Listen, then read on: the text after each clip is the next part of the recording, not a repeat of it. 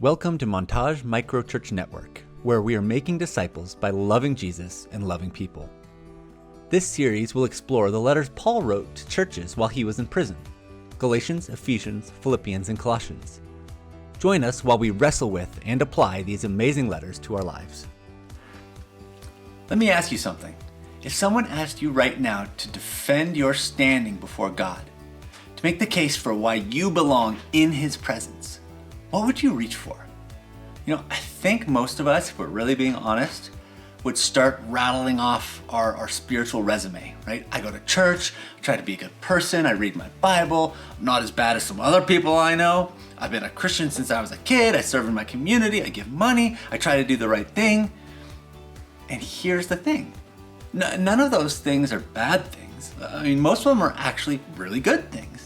But Paul is about to tell us something in Philippians 3 that's going to completely rearrange how we think about all of it. He's going to take his own resume, which was genuinely impressive by any standard, and he's going to call it garbage.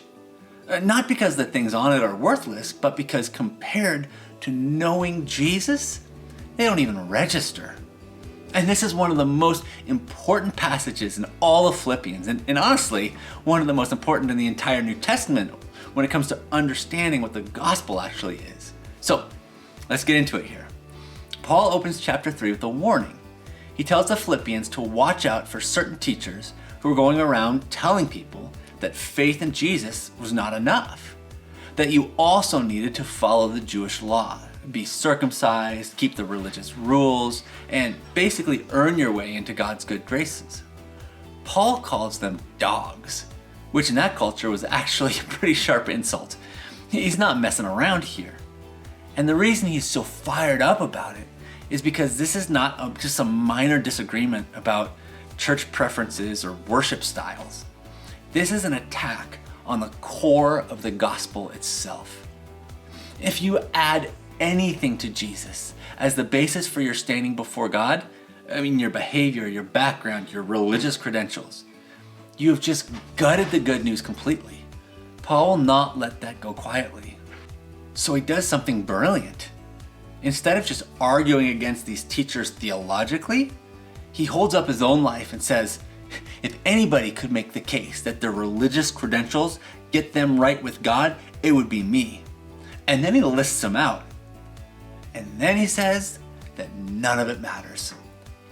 Listen to Paul's resume in verse 4 through 7. He says, I could have confidence in my own effort if anyone could. Indeed, if others have reason for confidence in their own efforts, I have even more. I was circumcised when I was 8 days old. I am a pure-blooded citizen of Israel and a member of the tribe of Benjamin, a real Hebrew if ever there was one. I was a member of the Pharisees who demanded the strictest obedience to Jewish law. I was so zealous that I harshly persecuted the church. As for righteousness, I obeyed the law without fault. I once thought these things were valuable, but now I consider them worthless because of what Christ has done. This is Paul essentially saying, you want credentials? I got credentials. You want a religious resume? I was circumcised on the 8th day, born into the right family, from the right tribe, trained as a Pharisee, which is the most religious, rigorous education available. So zealous for my faith that I literally hunted down and persecuted followers of Jesus.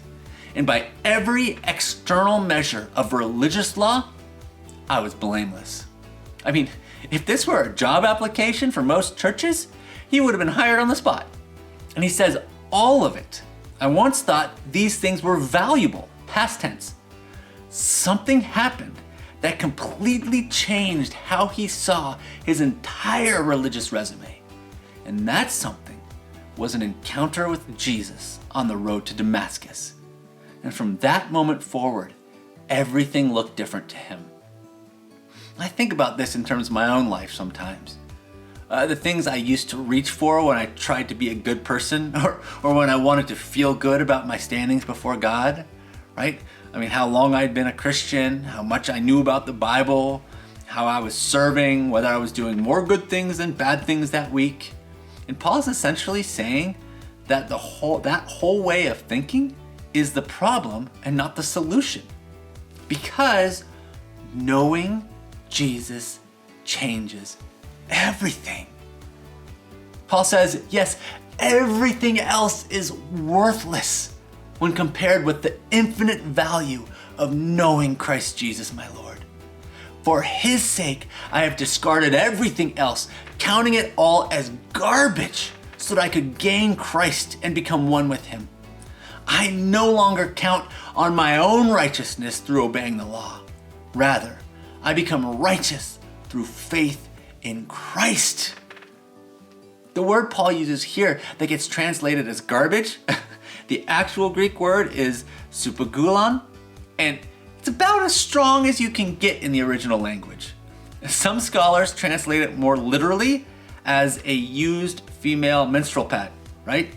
The point is that Paul, he's not being diplomatic here.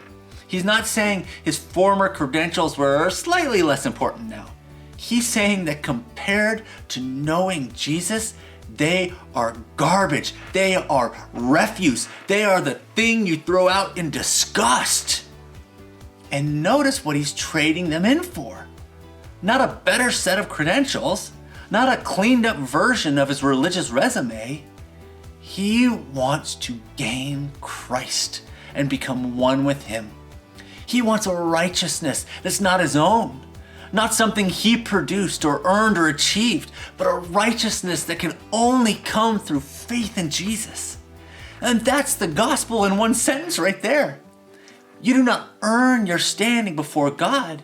You receive it as a gift through faith in what Jesus has already done.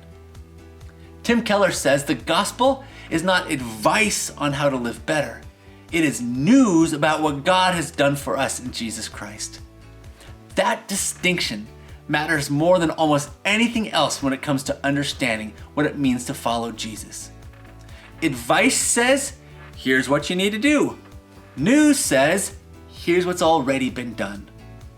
Paul spent the early part of his life living in the advice version of religion.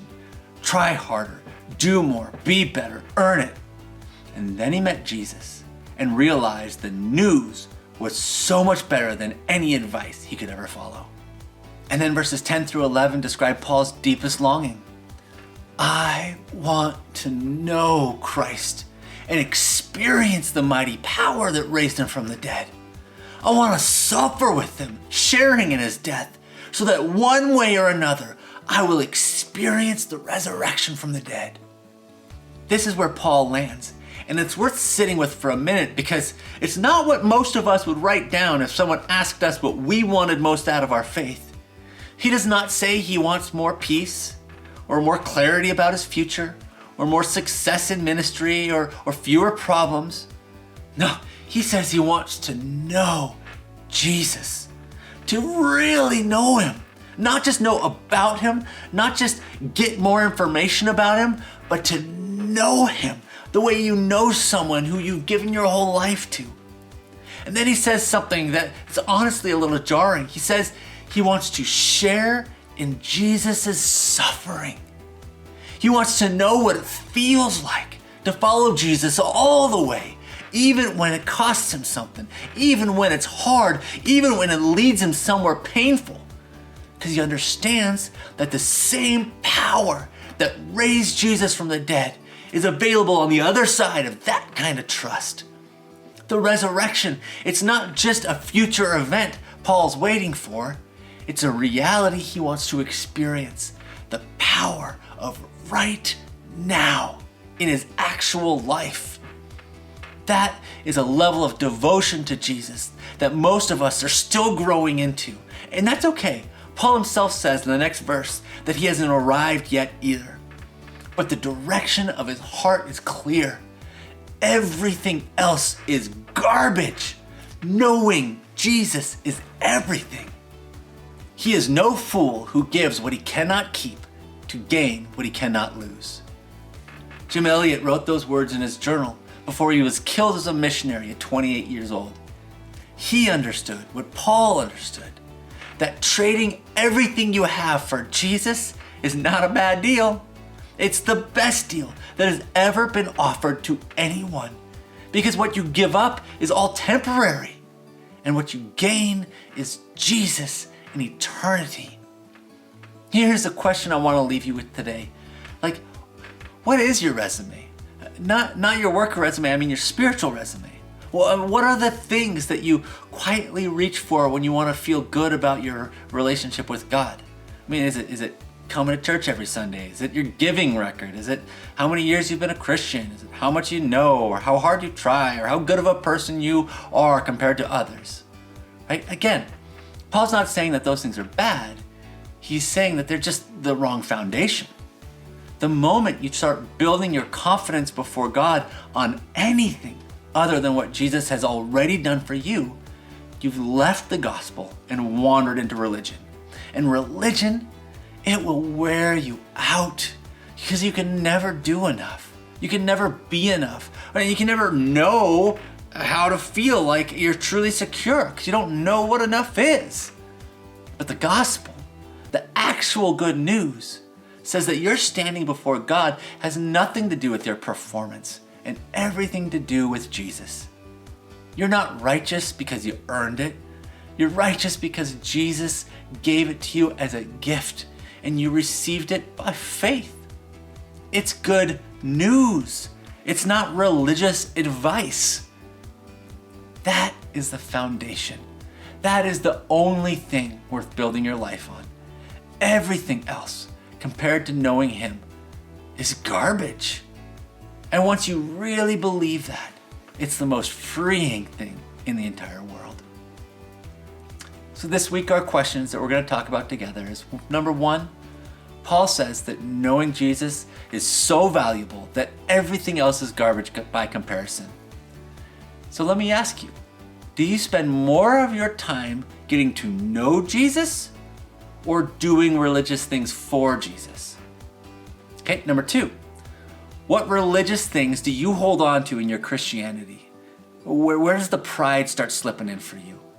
And lastly, this week I want you to identify one thing that you've been holding on to as part of your spiritual identity or your confidence before God that is not from Jesus. I want you to write it down. I want you to tell someone in your spiritual family of what you are letting go of and why. Because it is freedom when you stand on the good news of Jesus. I love you guys. Thank you for watching. If you would like more content, to connect with us, or to explore more of who we are as a network, visit montagemicro.church.